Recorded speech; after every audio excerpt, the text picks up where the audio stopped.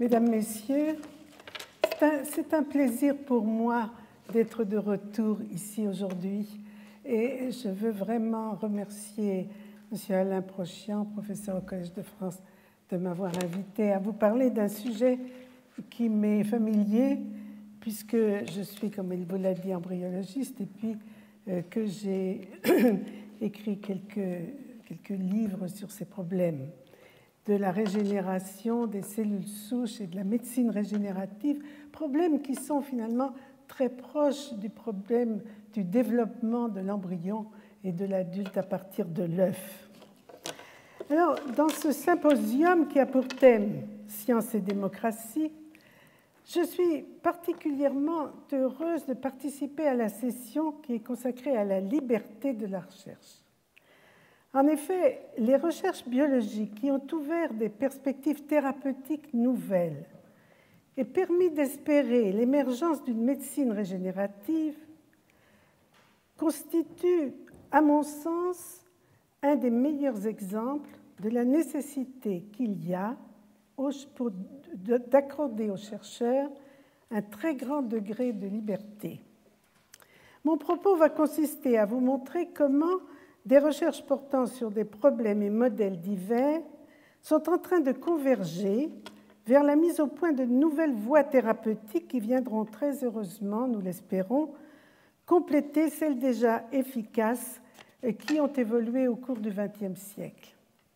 Tout d'abord, j'aimerais souligner que nombre des expériences qui ont abouti à ces résultats prometteurs ont été faites sur des êtres vivants qui, aux yeux du public, sont de peu d'importance, lui sont souvent inconnus et lui paraissent appartenir à un monde tout autre que celui des êtres humains, ce qui, du point de vue biologique, est faux. Je pense en particulier à la minuscule mouche drosophile qui est chère aux généticiens, et puis aussi à un petit ver que vous voyez là fort grandi, car il ne mesure que quelques dixièmes de millimètre, et il s'appelle Caenorhabditis elegans, c'est un nom très compliqué, et c'est un modèle expérimental qui a été proposé il y a une quarantaine d'années par un maître de la biologie moléculaire, Sidney Brenner, et qui s'est révélé d'être d'une grande utilité.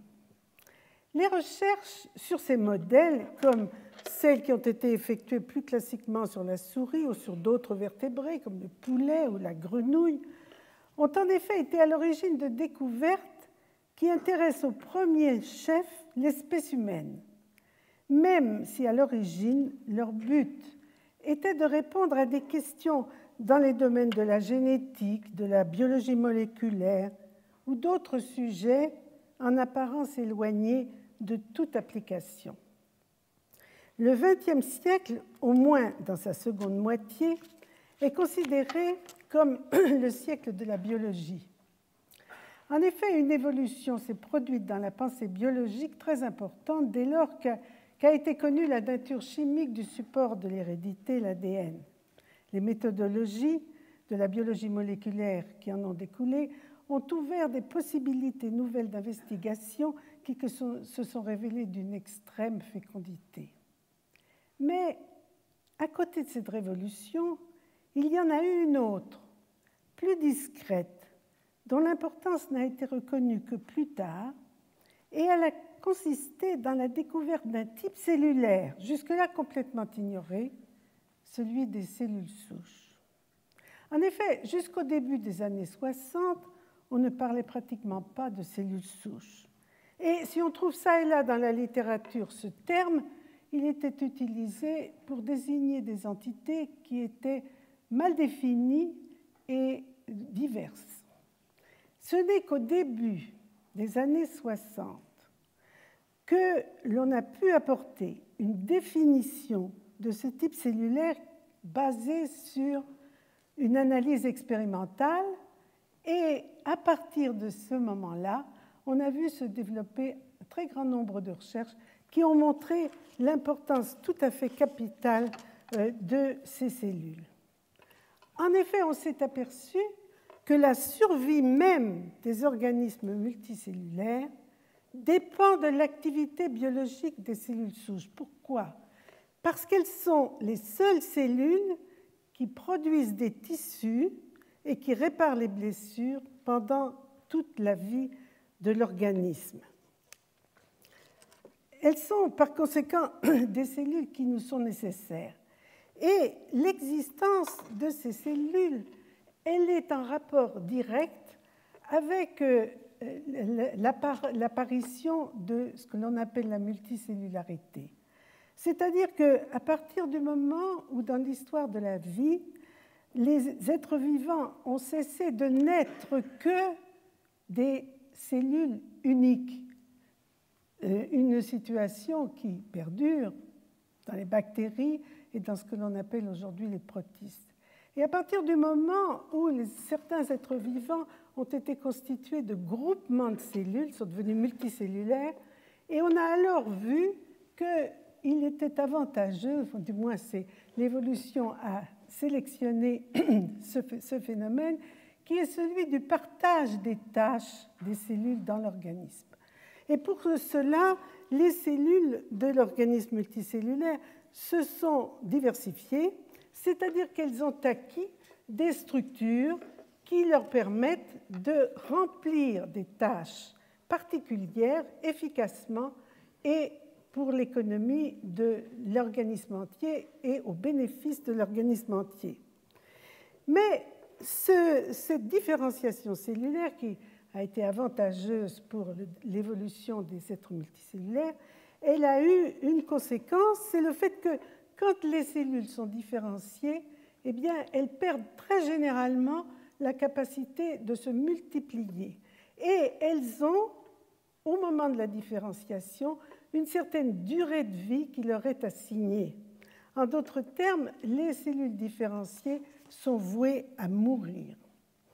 Et la mort cellulaire est apparue à partir de cette notion comme un phénomène qui est naturel et un phénomène qui est utile pour l'organisme.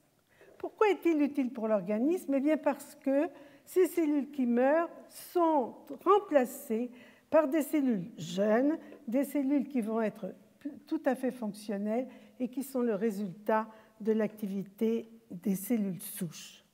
Ce phénomène de mort qu'on appelle apoptose est quelque chose qui a été découvert curieusement à peu près dans la même période historique que l'existence des cellules souches. Et en effet, c'est un phénomène que l'on peut appeler suicide cellulaire et qui a pour caractéristique que les cellules qui ont atteint le terme de leur durée de vie vont mourir d'une manière extrêmement discrète, c'est-à-dire qu'elles vont non pas exploser comme dans le cas de nécrose, phénomène de mort cellulaire qui était bien connu, mais au contraire, elles vont se compartimenter à l'intérieur d'elles-mêmes et elles vont en quelque sorte commencer par s'autodigérer. Et s'il reste des débris résultant de la mort d'une cellule, eh bien ces débris vont être immédiatement absorbés par les cellules avoisinantes. Donc l'apoptose est quelque chose qui ne se voit pas quand on regarde un tissu et même quand on le regarde très finement et qu'on en analyse, qu'on analyse son évolution au microscope.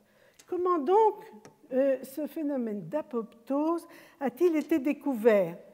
Eh bien, on s'est aperçu qu'il était déclenché par un programme génétique qui existe dans toutes les cellules, même les cellules qui sont des cellules uniques. Et il a été découvert, mais d'une manière très indirecte. Et sur ce petit ver, le Caenorhabditis elegans que je vous ai montré au début, par deux chercheurs, Robert Horwitz et John Sulston, dans les années 1980-1990. Le petit ver en question a une larve qui fait 888 cellules.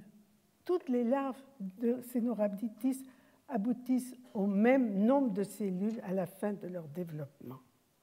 Et Solstone s'est assis devant le microscope à regarder se développer l'œuf de Caenorhabditis elegans, et il a suivi cellule, division par division, quel était le devenir de chacune des cellules produites. Et il s'est aperçu qu'il y avait, au cours de ce développement, un certain nombre de cellules qui mouraient, et qui mouraient toutes au même moment, au même endroit, dans tous les embryons examinés. Et évidemment, Horvitz a fait des mutants, et il s'est aperçu que quand certains gènes étaient mutés, eh bien, il y avait des anomalies dans le déroulement de ce phénomène de mort. Et ceci lui a permis de trouver quels étaient les gènes responsables de la mort cellulaire. Mais si ça ne s'était borné qu'à exister que chez le Caenorhabditis elegans, ça aurait été une belle découverte, mais enfin quelque chose qui n'avait pas une importance énorme. Mais on s'est aperçu que ces gènes existaient aussi chez l'homme, chez tous les êtres multicellulaires. Et c'est grâce à ce phénomène d'apoptose que nos tissus, en quelque sorte, se régénèrent en permanence. Quand on pense que l'évaluation qui est faite de ce que nous, êtres humains, perdons chaque jour à la suite de la mort de nos cellules, ceci monte à un nombre de 70 à 100 milliards dans une journée. Et dans une année, c'est le poids entier de notre corps qui est éliminé et qui est renouvelé grâce aux cellules souches. Quels sont donc les caractères de ces cellules souches dont je vous parle depuis un petit moment et en quoi est-ce qu'elles se distinguent des autres cellules? Eh bien, ce petit schéma vous montre 3 compartiments. Le compartiment des cellules souches. Ce sont des cellules qui existent dans tous nos tissus, maintenant nous le savons. Elles sont en petit nombre et elles sont dans des zones isolées, d'une certaine manière, du reste du tissu. Elles sont dans des niches. Et elles ont une caractéristique, c'est d'être indifférenciées. C'est parce qu'elles sont indifférenciées qu'elles sont très peu visibles, qu'elles sont de petite taille en général, qu'elles sont passées inaperçues pendant si longtemps. À chaque fois qu'une cellule souche se divise, elle va donner naissance à 2 cellules qui n'auront pas du tout le même destin. L'une redeviendra une cellule souche comme la cellule mère, donc elle maintiendra le stock de réserve de ces cellules, et l'autre va au contraire entrer dans une phase de prolifération intense, plus ou moins intense selon les cas, selon les tissus, selon les moments, mais quand même toujours une phase de prolifération, à l'issue de laquelle les cellules qui en résultent vont se différencier en types cellulaires différents. Par conséquent, les 3 caractéristiques des cellules souches, c'est qu'elles sont indifférenciées, qu'elles sont pluripotentes, ça veut dire qu'elles donnent naissance à des cellules qui ont divers phénotypes, et qu'elles se divisent d'une manière asymétrique. Et c'est cette division asymétrique qui est surtout la caractéristique essentielle des cellules souches. Le fait qu'elles se divisent d'une manière asymétrique permet, comme je vous le disais, le maintien d'une réserve stable de cellules qui assure l'homéostasie des tissus. L'homéostasie, c'est-à-dire l'équilibre convenable entre les cellules en voie de différenciation et les cellules qui sont pleinement fonctionnelles. Maintenant, comment est-ce que toutes ces notions que je viens de vous exposer ont germé, comment l'idée a-t-elle germé dans l'esprit des chercheurs dans les début des années 60? Quelle est donc l'origine du concept de cellules souches? Eh bien, c'est en étudiant le renouvellement des cellules sanguines que ceci s'est fait. Vous savez bien que quand on a une hémorragie, si elle n'est pas trop importante, la quantité de sang est régénérée assez rapidement. Il y a donc une capacité de produire du sang très vite dans nos organismes. D'autre part, on savait aussi que la durée de vie d'une cellule sanguine n'est pas longue. Une cellule très différenciée. Par exemple, un globule rouge va vivre 120 jours après qu'il soit devenu tout à fait fonctionnel. Alors, nous en avons 4 ou 5 millions par millimètre cube, nous avons 5 litres de sang. On n'a qu'à calculer ce qu'il faut produire comme cellule pour avoir ce qu'on appelle l'homéostasie du système sanguin. Or, on savait que dans la moelle osseuse et aussi dans la rate, il y avait beaucoup de cellules de type sanguin qui étaient immatures et qui étaient en phase de prolifération rapide. Alors on se pensait que peut-être la moelle osseuse pouvait avoir quelque chose à voir, et la rate aussi, avec la production de sang. Mais c'est à la suite d'un événement extrêmement malheureux que quelque chose d'important est survenu dans l'acquisition de ce concept. Ce sont les bombardements atomiques des villes d'Hiroshima et de Nagasaki.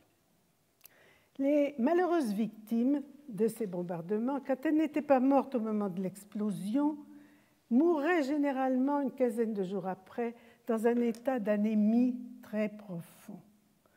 Et alors, à l'époque, on s'est dit, pour essayer de comprendre ce qui se passait, on devrait prendre des embryons, des souris, pour voir si on pouvait reproduire en quelque sorte expérimentalement ces événements. Et il est possible d'irradier le corps entier avec des souris et aboutir exactement aux mêmes conséquences que celles que l'on observait sur les victimes des bombardements. Mais ce qu'on a pu faire chez les souris, c'est empêcher ces souris irradiées à une dose convenable de mourir en leur injectant de la moelle osseuse de souris histocompatibles, c'est-à-dire de la même souche. Et alors on s'est aperçu qu'à ce moment-là, on renouvelait rapidement le pool de cellules sanguines circulantes. Alors ça, c'était simplement le résultat de la mise en circulation des cellules que l'on injectait avec la moelle osseuse. Mais dans un certain nombre de cas, la souris était complètement sauvée, elle avait une durée de vie normale. Pourquoi? Parce que dans les cellules de moelle osseuse qu'on lui avait injectées, il y avait des cellules en très petit nombre qui étaient capables de se greffer, c'est-à-dire de s'installer durablement dans la moelle vide de l'hôte, et là, de jouer le rôle de cellules productrices, de cellules souches productrices de sang. Mais alors, à l'époque, déjà, il y avait la notion de ces quelques cellules capables de produire du sang, mais étant donné que dans le sang, il y a des cellules de très diverses formes et structures et fonctions, on ne savait pas si c'était une seule cellule qui était capable de produire toutes ces diversités de cellules. C'était à ce moment-là la théorie monophylétique de la production du renouvellement de cellules sanguines qui était valable, ou si au contraire il y avait une cellule souche qui était spécialisée pour produire chaque type de cellule sanguine. Et il y a deux chercheurs de l'Université de Toronto qui, en 1961, ont publié un papier, comme on dit en anglais, séminal, c'est-à-dire fondateur. On les a appelés même les Fathers of the Field of the Stem Cell Field. C'est James Steele et McCulloch. Et ces gens se sont dit, pour savoir s'il s'agit d'une cellule ou bien de plusieurs cellules qui sont nécessaires pour fabriquer du sang, au lieu d'injecter à la souris qui a été irradiée des millions de cellules, une grosse quantité de cellules provenant de la moelle osseuse, on va diminuer la dose, on va leur en injecter le moins possible. Et la bonne dose qu'ils ont trouvée, c'était 100 000 cellules. Et alors là, voilà ce qui se passe. J'ai choisi de vous montrer cette expérience parce qu'elle est à la fois simple et un petit peu géniale. Vous voyez, quand on a irradié tout le corps de la souris et qu'on a tué ces cellules en voie de division, parce que ce sont les cellules qui se divisent qui sont sensibles aux radiations ionisantes et qui meurent à ce moment-là, la rate, au lieu de garder son volume normal, d'être bien bombée, elle devient plate comme ça. Et puis, quand on injecte une grande quantité de cellules de moelle osseuse, elle grossit et elle prend une forme de rate normale. Mais quand on injecte une petite quantité de cellules de moelle osseuse, eh bien, on se rend compte que la moelle, elle se retrouve au bout de quelques jours, d'une dizaine de jours, recouverte de petites bosses, de petites protubérances qui sont souvent indépendantes les unes des autres. Alors ils se sont dit, peut-être que c'est dû au fait que c'est une cellule, parce que les cellules sont rares dans la moelle osseuse, naturellement, les cellules souches, une cellule qui a été à l'origine de chacune des petites protubérances. Ou peut-être que dans chaque protubérance, il y a une colonie de cellules qui correspond, par exemple, à des globules rouges, une autre à d'autres types de globules blancs. Et alors, ils ont regardé ce qu'il y avait là-dedans et ils ont trouvé qu'il y avait tous les types de cellules sanguines. Et ils ont, par une autre expérience que je n'ai pas le temps de vous expliquer, mais ils ont trouvé que c'était une seule cellule qui avait produit tout cela. Et ensuite, ils ont fait une expérience qui est aussi très amusante, qui consiste à utiliser des cellules provenant d'une de ces protubérances, donc qui provient d'une seule cellule souche, à l'injecter à une autre souris irradiée, à s'apercevoir que la rate de l'autre souris irradiée redevient identique à celle-ci, et que par conséquent, dans ce qu'ils avaient injecté, ils avaient injecté non seulement des cellules différenciées, mais aussi des cellules souches qui ont été capables de s'auto-renouveler. Par conséquent, ils avaient véritablement trouvé qu'il y avait ce que c'était qu'une cellule souche, une cellule qui s'auto-reproduit et qui donne une nouvelle cellule souche, et une autre qui fournit une grande quantité de cellules qui vont se diversifier et par conséquent qui démontrent que la cellule souche est pluripotente. Alors on peut schématiser l'existence de cette cellule souche hématopoïétique, la première cellule souche qui a été découverte et décrite de la manière suivante, avec cet auto-renouvellement, cette prolifération et puis ensuite toutes les différentes catégories de cellules sanguines. Et je voudrais souligner ici un autre grand nom, c'est celui de Irving Weissman, qui est professeur à l'université de Stanford et qui a été capable de caractériser les différentes étapes de cette évolution à partir de la cellule unique souche en cellules différenciées en montrant quelles sont les caractéristiques moléculaires précises qui sont significatives de tel et tel stade de leur évolution. Et il a été capable de faire ça non seulement sur la souris, mais aussi sur l'homme, et il a même été le premier à isoler des cellules souches hématopoïétiques humaines. Et je dois dire que toutes ces expériences ont été d'une très grande importance puisqu'elles sont à l'origine de la greffe de moelle osseuse que l'on fait chez l'homme et qui sauve la vie d'un certain nombre de personnes qui ont des maladies du système sanguin. Alors, donc vous voyez comment on a trouvé les cellules souches chez l'adulte. Mais il y en a d'autres. Et je voudrais vous parler de deux autres types de cellules souches qui sont des cellules qui appartiennent à des tissus qui se renouvellent très vite. Par exemple, la peau qui se renouvelle en 30 jours chez l'homme, l'épithélium intestinal qui se renouvelle en 3 à 5 jours chez l'homme. Alors, la peau, je vais très vite. La peau, c'est l'épiderme, en fait, qui se renouvelle en permanence, qui donne naissance, ces cellules souches de l'épiderme, à différents types cellulaires, celles de l'épiderme lui-même, la couche cornée, celles des phanères, les glandes sébacées, ici, et les glandes sudoripares. Et toutes ces structures peuvent être obtenues avec des cellules souches qui sont particulièrement concentrées ici dans la racine du poil, dans une zone qu'on appelle le bulge. Et ce que je voulais vous montrer, c'est que déjà en 1990, et même à la fin des années 80, un chercheur du nom de Howard Green, qui est professeur à l'université de Harvard à Boston, avait trouvé un moyen pour fabriquer in vitro de la peau, et ceci de façon à soigner des brûlés.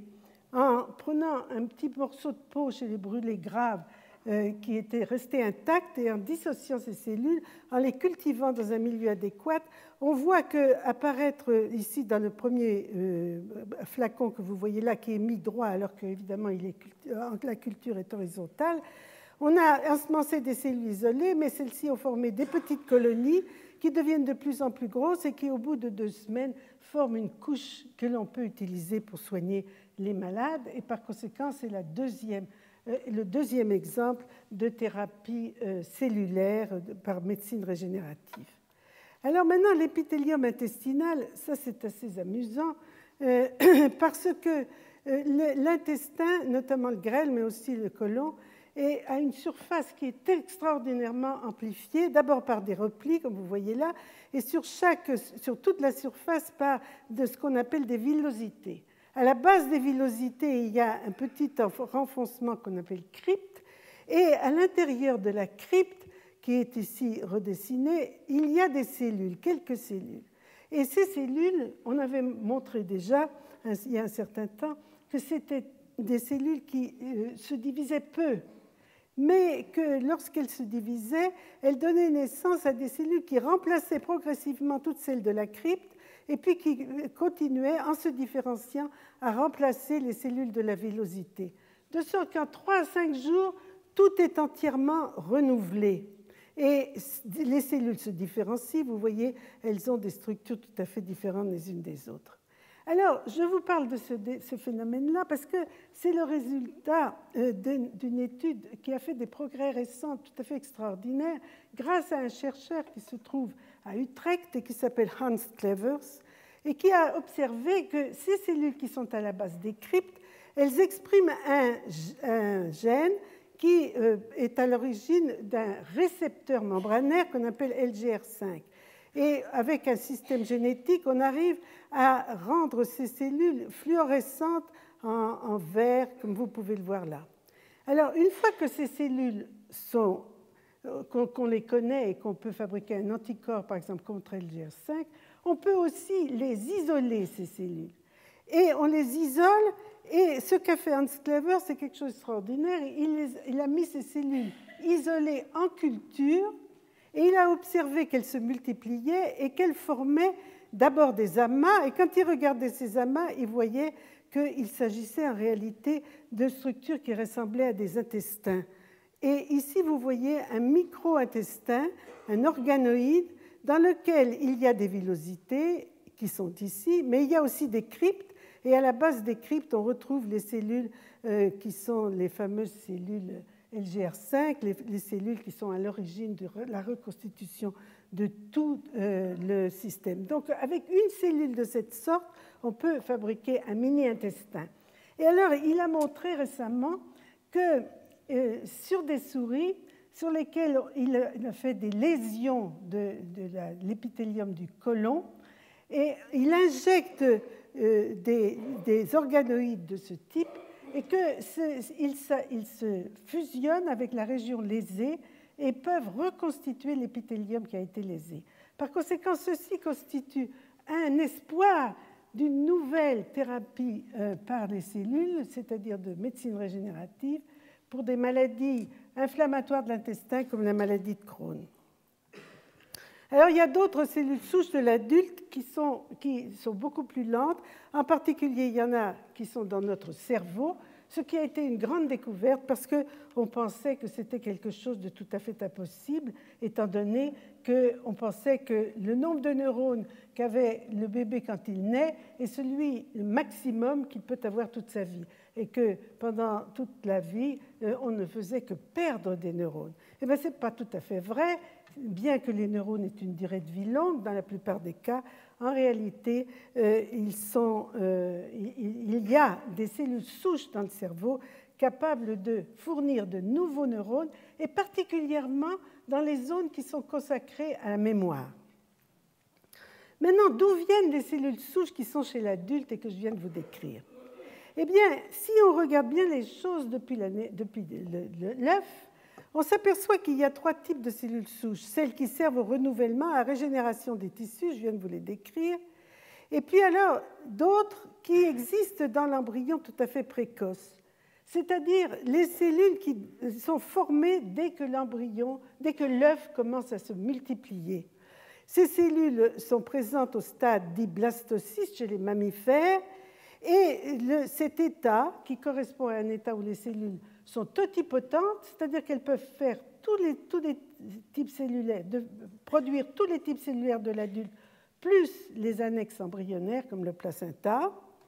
C'est un stade qui n'est pas qui est très court dans le développement des mammifères, mais c'est un stade très important parce qu'on a trouvé le moyen de le capter en quelque sorte et de le maintenir d'une manière indéfinie, je veux dire, en culture in vitro. Alors, entre ces 2 stades, totipotent et puis le stade pluripotent qui est là, eh bien, vous avez l'embryon, et progressivement, ces cellules qui sont totipotentes vont se restreindre dans leur capacité de différenciation pour aboutir ici à des cellules souches qui ne seront capables de fournir que des cellules du tissu dans lequel elles se trouvent. Alors, je voudrais vous montrer un petit peu comment se développe l'œuf.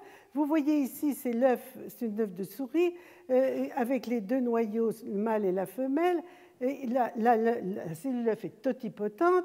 Les deux cellules qui résultent de la première division aussi, les 4 cellules aussi, mais à partir d'un certain moment, quand les cellules deviennent plus nombreuses, on voit qu'il se forme à l'intérieur de l'embryon une cavité qu'on appelle blastocèle, et puis on voit se former une couche tout autour qui va devenir le placenta. Et l'embryon lui-même, l'adulte, la souris ou l'homme, va se développer à partir de cette petite masse de cellules qu'on appelle la masse cellulaire interne, inner cell mass, ou bouton embryonnaire en français. Alors, la fécondation se fait au niveau de la trompe ovarienne, et puis toutes ces stades se déroulent lorsque l'œuf fécondé descend de la région de l'ovaire vers l'utérus. Quand il arrive à l'utérus, il y a ce qu'on appelle l'éclosion de l'embryon par ouverture du chorion qui se trouve autour. Et quand l'embryon en est à ce stade, il ne peut plus être cultivé in vitro, alors que tous les autres stades peuvent très bien se dérouler in vitro. Et c'est ce qui a permis la procréation médicalement assistée chez l'homme. Mais quand l'embryon en est là, il faut qu'il trouve l'utérus pour pouvoir prolonger son développement. Alors, il y a un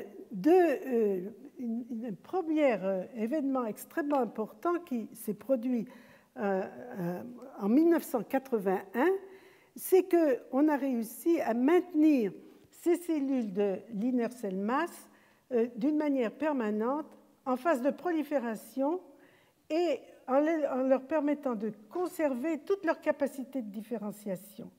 Et c'est ce que l'on a appelé les cellules embryonic stem cells ou cellules ES.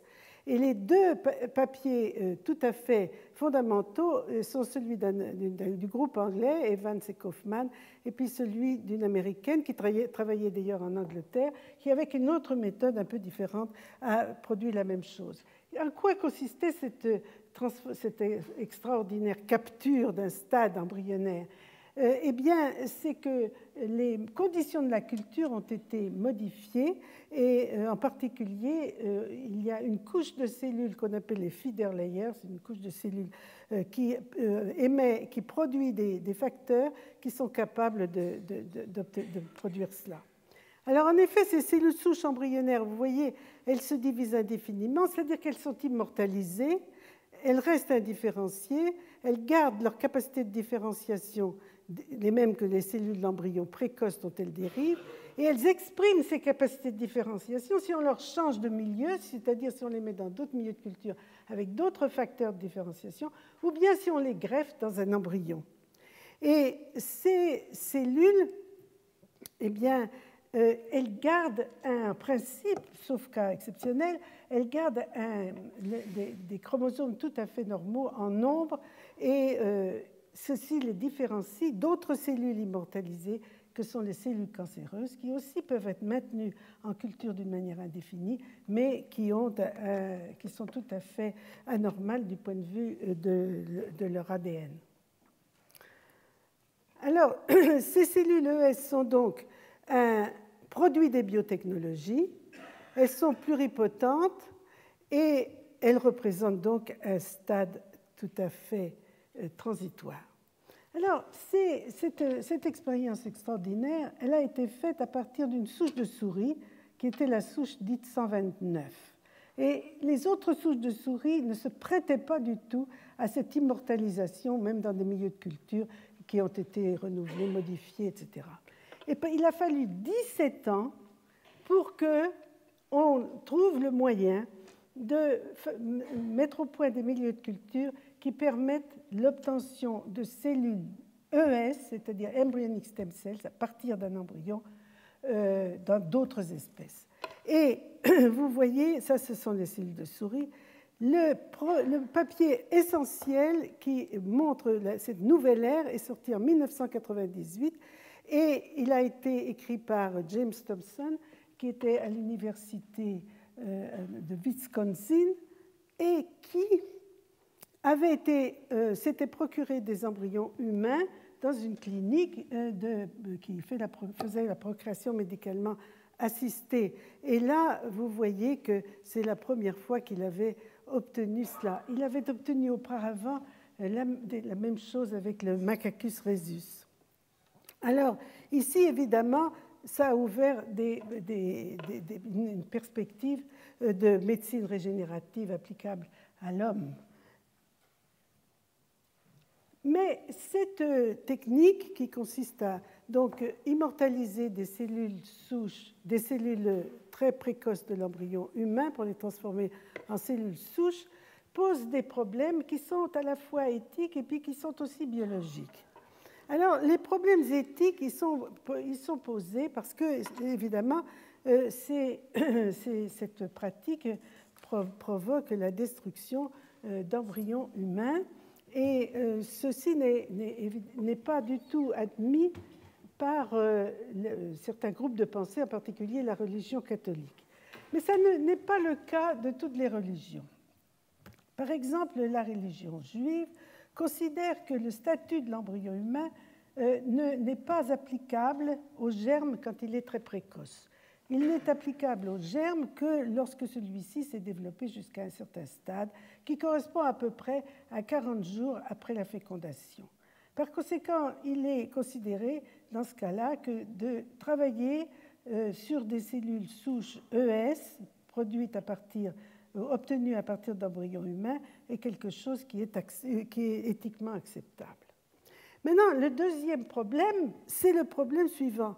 C'est que si on veut faire une médecine régénérative avec des cellules souches humaines, eh bien, on utilisera des cellules qui proviennent d'un embryon que l'on a transformé en une lignée cellulaire, mais qui n'aura pas le même groupe HLA que le receveur. C'est-à-dire que ces cellules seront susceptibles d'être rejetées immunologiquement par le receveur.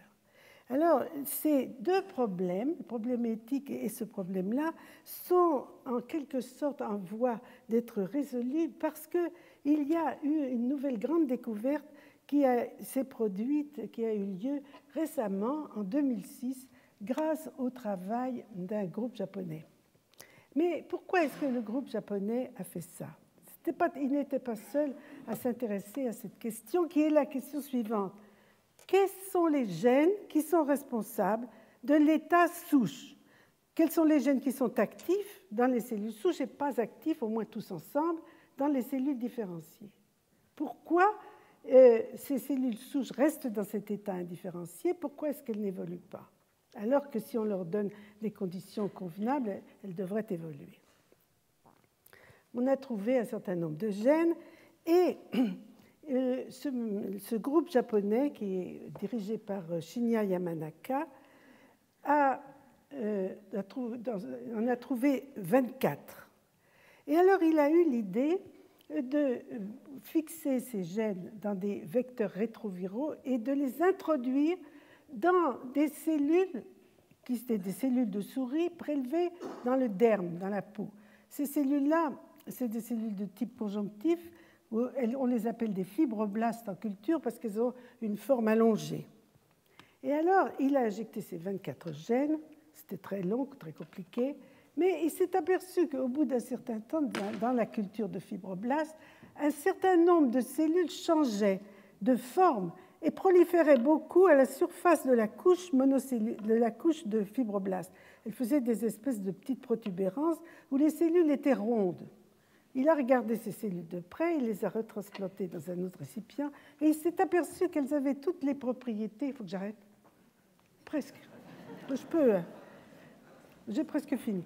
Alors, qu'elles avaient toutes les propriétés des cellules souches ES. Et au fur et à mesure qu'il a continué à travailler, il s'est aperçu qu'il n'y avait pas besoin des 24 gènes, mais qu'avec simplement 4 de ces gènes, qui sont ici, on pouvait très bien transformer des cellules adultes en cellules embryonnaires qui avaient toutes les capacités des cellules embryonnaires. Il a donc publié un papier en 2006 pour expliquer ce qu'il avait fait chez la souris, et en 2007, il publiait la même chose pour l'humain. Alors, donc, ce qu'il avait montré, c'est que l'état différencié, qui était considéré comme un état stable, eh bien, n'était pas si stable que ça. Et qu'on pouvait retransformer une cellule différenciée en cellule jeune, même en cellule embryonnaire, et une cellule embryonnaire qui est capable de faire tous les types de cellules de l'animal adulte, exactement ou presque comme des cellules ES. Alors ici, cette reprogrammation des noyaux par des gènes, eh bien, c'est quelque chose qui peut être fait par d'autres méthodes, qui étaient des méthodes anciennes, mais dont on n'avait pas bien compris la signification. Et par exemple, dans la production de ce qu'on appelle des hétérokaryons, c'est-à-dire la fusion d'une cellule souche, d'une cellule jeune embryonnaire avec une cellule plus âgée, on va transformer l'activité génétique des noyaux par l'intermédiaire de facteurs qui se trouvent dans le cytoplasme. Et puis, évidemment, il y avait aussi les méthodes de transfert nucléaire dont vous a parlé déjà M. Prochian et qui ont permis à John Gurdon d'avoir le prix Nobel avec Shinya Yamanaka il y a 2 ans. Alors, je voulais terminer en vous montrant quelque chose de tout à fait nouveau qui est tout à fait extraordinaire. Il a été possible de mettre au point des milieux de culture dans lesquels des cellules souches, dans le cas c'est des cellules ES ou des cellules induites pluripotentes, des cellules IPS, on a pu les cultiver in vitro et à partir de cellules qui sont cultivées in vitro, qui vont former, mais à condition de les cultiver dans un gel tridimensionnel, qu'on appelle matrice gel et qui est le résultat de l'addition dans un milieu de culture liquide de protéines qui sont des protéines du milieu extracellulaire normal, on arrive à obtenir la formation d'organes avec des cellules souches qui ne sont tout à fait indépendantes de tout le reste de l'organisme. Et je vous montre par exemple la formation d'une vésicule que vous pouvez voir là, à partir d'un organoïde qui ressemble un petit peu à ce que je vous ai montré dans le principe pour l'intestin. Et à partir de cet organoïde, vous voyez qu'ici, il y a une structure arrondie. Eh bien, cette structure arrondie, ça n'est autre chose qu'une vésicule optique, c'est-à-dire l'ébauche de l'œil. Quelque chose qui se développe comme l'œil, avec une couche externe mince et une couche interne beaucoup plus épaisse. Et quand on regarde les différenciations, eh bien, dans la couche externe, il y a du pigment, c'est-à-dire ça vous fait la rétine pigmentaire, et dans la couche interne, vous voyez des stratifications de cellules qui correspondent aux stratifications des cellules de la rétine, la vraie rétine. Et puis, encore tout à fait récemment, c'est sorti ce mois-ci dans Nature, eh bien, il y a un groupe qui a réussi, en changeant un petit peu le milieu, mais toujours à partir de cellules souches ES ou IPS, d'avoir une espèce de petit cerveau, ce qu'on appelle une mini-brain. Pourquoi je dis que c'est un petit cerveau? Parce qu'en regardant bien tout ça, on voit qu'il y a des neurones qui ressemblent aux neurones du cortex cérébral, des cellules qui sont tout autour, qui sont de la glie. Et puis on voit ici encore une structure qui est une structure qui se développe dans notre cerveau et qui s'appelle le plexus choroïde, c'est-à-dire ce sont ces cellules-là qui sont responsables de la formation du liquide céphalorachidien. Donc, les cellules ES ont une capacité de s'auto-organiser, self-organization, comme on dit en anglais. Elles s'auto-organisent et elles forment dans un milieu en 3 dimensions quand elles peuvent. C'est de la culture organotypique, comme on en faisait jadis, mais qui peut être produite par simplement des cellules embryonnaires directement. Alors, si tout cela est vrai, si tout cela un jour arrive à devenir une vraie médecine régénérative, eh bien, écoutez, ce rêve de l'humanité, n'est-ce pas, qui consiste à garder la jeunesse éternellement, à turning old into young, et qui est représenté dans ce tableau qui date du XVIe siècle et qui s'appelle The Fountain of Youth, par Lucas Cranach. Peut-être ce rêve où des gens âgés vont dans la fontaine de Jouvence et ressortent très en forme, tout jeunes, eh bien peut-être qu'il va se réaliser. Peut-être pas aussi parfaitement, mais enfin, on peut toujours espérer. Alors, je vous remercie.